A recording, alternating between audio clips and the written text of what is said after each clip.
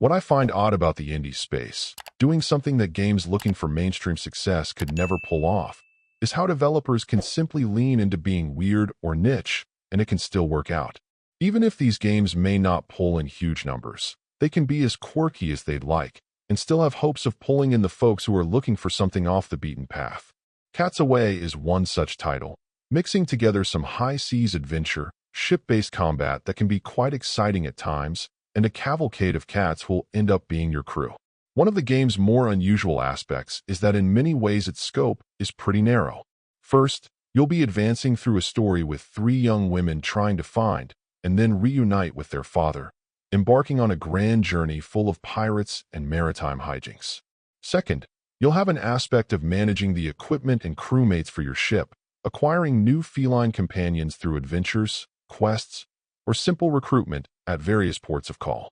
Finally, you'll have the ship-based combat, which thankfully will keep you on your toes without necessarily being too taxing.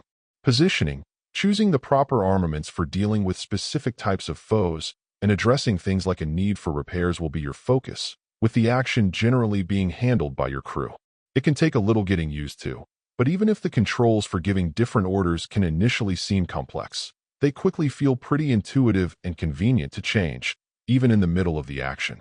The thing is, that same focus to the experience can be the game's Achilles heel as well, since if those collective elements aren't enough to keep your attention for a pretty long adventure, it could run out of steam pretty quickly. Make no mistake, you'll have plenty of new gear, upgrades, and skills that will continue to make your ship and crew more formidable, which you'll need in order to keep meeting the challenges that you'll face.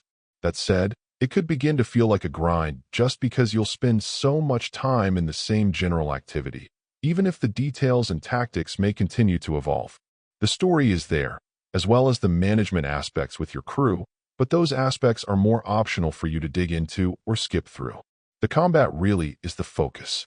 The weird thing is, while I initially didn't like that I was handing over so much of the control over battles to my inconsistent crew, I still did find the skirmishes enjoyable. If it weren't for being able to change out the equipment and priorities in battle, it may have fallen apart. But there's an urgency when you're in the thick of things and trying to adapt that I appreciate.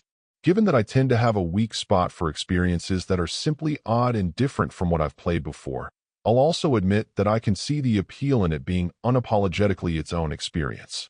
Its appeal may mostly be categorized as niche, but I'd say there's enough here to make it fun in its own right, something many of its peers can't always claim.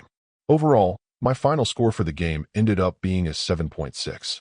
And if you're interested in picking it up, it's currently available on the Switch eShop for $29.99. Thank you for taking the time to listen to this review. And if you'd like more information or ideas of indie games worth checking out on the Switch or the Switch 2, be sure to click on the link provided in the description. Until next time.